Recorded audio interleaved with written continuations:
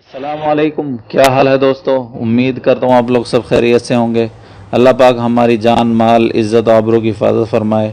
پیارے دوستو، جنہوں نے ہمارا چینل رانا سعدی کو سبسکرائب نہیں کیا وہ ہمارے چینل کو سبسکرائب کر لیں اور بیل آئیکن کو ضرور پریس کریں، کیونکہ جو بھی ہماری نئی ویڈیو آئے گی سب سے پہلے اس کا نوٹیفیکیشن آپ کو ملے گا۔ چلو ہم ویڈیو سٹارٹ کرتے ہیں۔ پیارے دوستو، کیا حال ہے؟ امید کرتا ہوں آپ لوگ سب خیریت سے ہوں گے۔ ہم سیرت النبی قدم بقدم جو سیریز لے کر چل رہے ہیں، آپ لوگ اس کو سن بھی رہے ہیں اور اس کو لائک بھی کر رہے ہیں۔ ہم نے پہلے پارٹ 5 بنایا تھا، محمد صلی اللہ علیہ وسلم کا ستارہ چمکا۔ اب انشاءاللہ پارٹ 6 بنا رہے ہیں اور آپ لوگوں کی سماعتوں کی نظر کر رہے ہیں، جس کا نام ہے حلیمہ سعدیہ رضی اللہ تعالی عنہا کی گود میں۔ پیارے دوستو، ہماری ویڈیو کو اپنے دوستوں کے ساتھ شیئر کیا کریں، اور یہ سیرت ایک ایسا پہلو ہے جس کو ہم سنیں گے اور جتنا اپنے دوستوں کے ساتھ شیئر کریں گے یہ ثواب کا باعث بنتا ہے۔ سیرت النبی جتنا سنا جائے گا ثواب ہی ثواب ہوگا اس میں، تو آپ ثواب کی نیت سے اپنے دوستوں کے ساتھ شیئر کیا کریں۔ اللہ آپ لوگوں کو جزائے خیر عطا فرمائے۔ اس زمانے میں عرب کا دستور یہ تھا کہ جب ان کے ہاں کوئی بچہ پیدا ہوتا تو وہ دیہات سے آنے والی دائیوں کے حوالے کر دیتے تھے، تاکہ دیہات میں بچے کی نشو و نما بہتر ہو اور وہ خالص عربی زبان سیکھ سکے۔ دائیوں کا قافلہ مکہ میں داخل ہوا۔ انہوں نے ان گھروں کی تلاش شروع کی جن میں بچے پیدا ہوئے تھے۔ اس طرح بہت سی دائیاں جناب عبد المطلب کے گھر بھی آئی۔ نبی کریم صلی اللہ علیہ وسلم کو دیکھا، لیکن جب انہیں معلوم ہوا کہ یہ بچہ تو یتیم پیدا ہوا ہے تو اس خیال سے چھوڑ کر آگے بڑھ گئی کہ یتیم بچے کے گھرانے سے انہیں کیا ملے گا۔ اس طرح دائیاں آتی رہی اور جاتی رہی، کسی نے آپ کو دودھ پلانا منظور نہ کیا، اور کرتی بھی کیسے؟ یہ سعادت تو حضرت حلیمہ سعدیہ رضی اللہ تعالی عنہا کے حصے میں آنا تھی۔ جب حلیمہ سعدیہ رضی اللہ تعالی عنہا مکہ پہنچی تو انہیں معلوم ہوا سب عورتوں کو کوئی نہ کوئی بچہ مل گیا ہے اور اب صرف وہ بغیر بچے کے رہ گئی ہیں، اور اب کوئی بچہ باقی نہیں بچا۔ ہاں، ایک یتیم بچہ ضرور باقی ہے جسے دوسری عورتیں چھوڑ گئی ہیں۔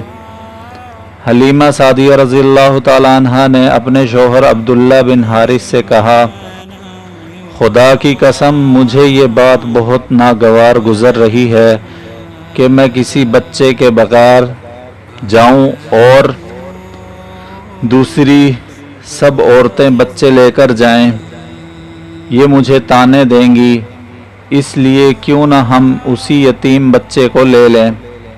عبداللہ بن حارث بولے، کوئی حرج نہیں، ہو سکتا ہے اللہ اسی بچے کے ذریعے ہمیں خیر و برکت عطا فرما دیں۔ چنانچہ حضرت حلیمہ سعدیہ رضی اللہ تعالی عنہا عبد المطلب کے گھر گئی۔ جناب عبد المطلب اور حضرت آمنہ نے انہیں خوش آمدید کہا۔ پھر آمنہ انہیں اپنے بچے کے پاس لے آئی۔ آپ اس وقت ایک اونی چادر میں لپٹے ہوئے تھے، وہ چادر سفید رنگ کی تھی۔ آپ کے نیچے ایک سبز رنگ کا ریشمی کپڑا تھا۔ آپ سیدھے لیٹے ہوئے تھے۔ آپ کے سانس کی آواز کے ساتھ مشک کی سی خوشبو نکل رہی تھی۔ حلیمہ سعدیہ رضی اللہ تعالی عنہا آپ کے حسن و جمال کو دیکھ کر حیرت زدہ رہ گئی۔ آپ اس وقت سوئے ہوئے تھے۔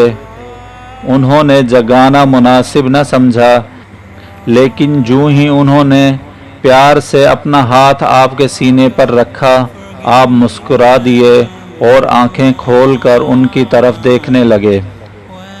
حضرت حلیمہ سعدیہ رضی اللہ تعالیٰ عنہ فرماتی ہیں، میں نے دیکھا آپ کی آنکھوں سے ایک نور نکلا جو آسمان تک پہنچ گیا۔ میں نے آپ کو گود میں اٹھا کر آپ کی دونوں آنکھوں کے درمیانی جگہ پر پیار کیا۔ پھر میں نے آپ کی والدہ اور عبد المطلب سے اجازت چاہی، بچے کو لے کر قافلے میں آئی۔ میں نے آپ کو دودھ پلانے کے لیے گود میں لٹایا تو آپ دائیں طرف سے دودھ پینے لگے۔ پہلے میں نے بائیں طرف سے دودھ پلانا چاہا، لیکن آپ نے اس طرف سے دودھ نہ پیا۔ دائیں طرف سے آپ فوراً دودھ پینے لگے۔ بعد میں بھی آپ کی یہی عادت رہی، آپ صرف دائیں طرف سے دودھ پیتے رہے، بائیں طرف سے میرا بچہ دودھ پیتا رہا۔ پھر قافلہ روانہ ہوا۔ حلیمہ سعدیہ رضی اللہ تعالیٰ عنہ فرماتی ہیں، میں اپنے خچر پر سوار ہوئی، آپ کو ساتھ لے لیا۔ اب جو ہمارا خچر چلا تو اس قدر تیز چلا کہ اس نے پورے قافلے کی سواریوں کو پیچھے چھوڑ دیا۔ پہلے وہ مریل ہونے کی بنا پر سب سے پیچھے رہتا تھا۔ میری ساتھی خواتین حیرانگی سے مجھ سے مخاطب ہوئی، اے حلیمہ، یہ آج کیا ہو رہا ہے؟ تمہارا خچر اس قدر تیز کیسے چل رہا ہے؟ کیا یہ وہی خچر ہے جس پر تم آئی تھی اور جس کے لیے ایک ایک قدم اٹھانا مشکل تھا؟ جواب میں نے ان سے کہا، بے شک یہ وہی خچر ہے، اللہ کی قسم اس کا معاملہ عجیب ہے۔ پھر یہ لوگ بنو سعد کی بستی پہنچ گئے۔ ان دنوں یہ علاقہ خشک اور قحط زدہ تھا۔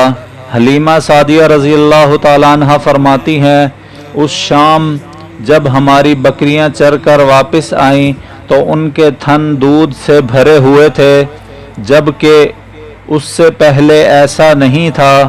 ان میں سے دودھ بہت کم اور بہت مشکل سے نکلتا تھا۔ ہم نے اس دن اپنی بکریوں کا دودھ نکالا تو ہمارے سارے برتن بھر گئے، اور ہم نے جان لیا کہ یہ ساری برکت اس بچے کی وجہ سے ہے۔ عورتوں میں بھی یہ بات پھیل گئی کہ ان کی بکریاں بدستور بہت کم دودھ دے رہی تھی۔ غرض ہمارے گھر میں ہر طرف ہر چیز میں برکت نظر آنے لگی۔ دوسرے لوگ تعجب میں رہے۔ اس طرح 2 ماہ گزر گئے۔ 2 ماہ ہی میں آپ چلنے پھرنے لگے۔ آپ 8 ماہ کے ہوئے تو باتیں کرنے لگے اور آپ کی باتیں سمجھ میں آتی تھی۔ 9 ماہ کی عمر میں تو آپ بہت صاف گفتگو کرنے لگے۔ اس دوران آپ کی بہت سی برکات دیکھنے میں آئی۔ حلیمہ سعدیہ رضی اللہ تعالیٰ عنہ فرماتی ہیں، جب میں آپ کو اپنے گھر لے آئی تو بنو سعد کا کوئی گھرانہ ایسا نہ تھا جس سے مشک کی خوشبو نہ آتی ہو۔ اس طرح سب لوگ آپ سے محبت کرنے لگے۔ جب ہم نے آپ کا دودھ چھڑایا تو آپ کی زبان مبارک سے یہ الفاظ نکلے، اللہ اکبر کبیرا والحمد للہ کثیرا وسبحان اللہ بکرۃ واصیلا، یعنی اللہ بہت بڑا ہے، اللہ تعالیٰ کے لیے بے حد تعریف ہے، اور اس کے لیے صبح اور شام پاکی ہے۔ پھر جب آپ 2 سال کے ہو گئے تو ہم آپ کو لے کر آپ کی والدہ کے پاس آئے۔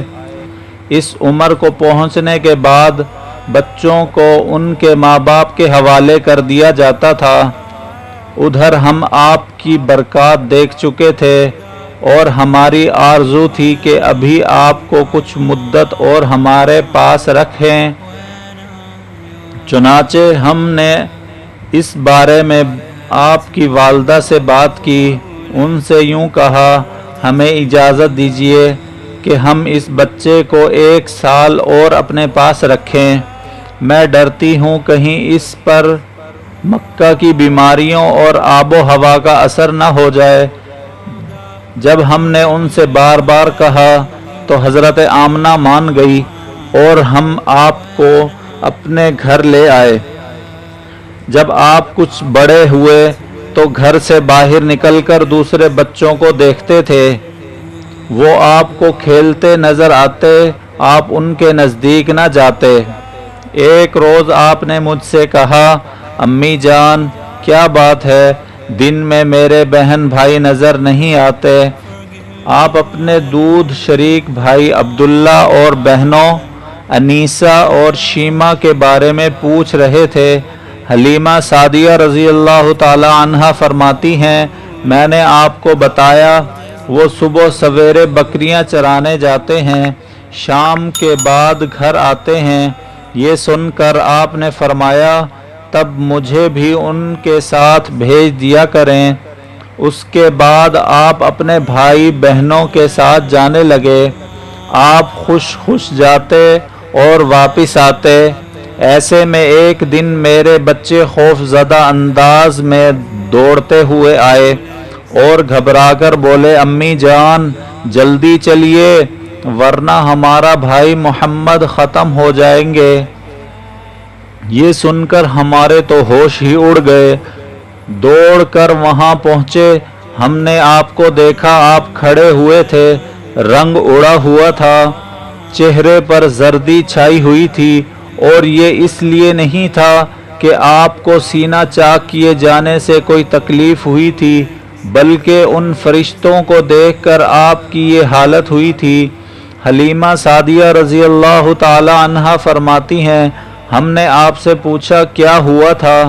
آپ نے بتایا، میرے پاس دو آدمی آئے، وہ سفید کپڑے پہنے ہوئے تھے، وہ دونوں حضرت جبرائیل اور حضرت میکائیل علیہ السلام تھے۔ ان دونوں میں سے ایک نے کہا، کیا یہ وہی ہیں؟ دوسرے نے جواب دیا، ہاں یہ وہی ہیں۔ پھر وہ دونوں میرے قریب آئے، انہوں نے مجھے پکڑا اور لٹا دیا۔ اس کے بعد انہوں نے میرا پیٹ چاک کیا اور اس میں سے کوئی چیز تلاش کرنے لگے۔ آخر انہیں وہ چیز مل گئی اور انہوں نے اسے باہر نکال پھینک دیا۔ میں نہیں جانتا وہ کیا چیز تھی۔ اس چیز کے بارے میں دوسری روایات میں یہ وضاحت ملتی ہے کہ وہ سیاہ رنگ کا ایک دانہ سا تھا، اور یہ انسان کے جسم میں شیطان کا گھر ہوتا ہے، اور شیطان انسان کے بدن میں یہیں سے اثرات ڈالتا ہے۔ حلیمہ سعدیہ رضی اللہ تعالی عنہا فرماتی ہیں، پھر ہم آپ کو گھر لے آئے۔ اس وقت میرے شوہر عبداللہ بن حارث نے مجھ سے کہا، حلیمہ مجھے ڈر ہے کہیں اس بچے کو کوئی نقصان نہ پہنچ جائے، اس لیے اسے اس کے گھر والوں کے پاس پہنچا دو۔ میں نے کہا ٹھیک ہے۔ پھر ہم آپ کو لے کر مکہ کی طرف روانہ ہوئے۔ جب میں مکہ کے بالائی علاقے میں پہنچی تو آپ اچانک غائب ہو گئے اور میں پریشان ہو گئی۔ پیارے دوستو، یہ قسط یہیں پر مکمل ہوتی ہے، اور جنہوں نے ہمارا چینل سبسکرائب نہیں کیا وہ ہمارے چینل کو سبسکرائب کر لیں اور بیل آئیکن کو ضرور پریس کریں، اور ہمارے لنک کو اپنے دوستوں کے ساتھ سوشل میڈیا پر ضرور شیئر کریں۔ انشاءاللہ ملتے ہیں نیکسٹ ویڈیو میں، تب تک کے لیے مجھے اجازت دیجیے۔ اللہ حافظ۔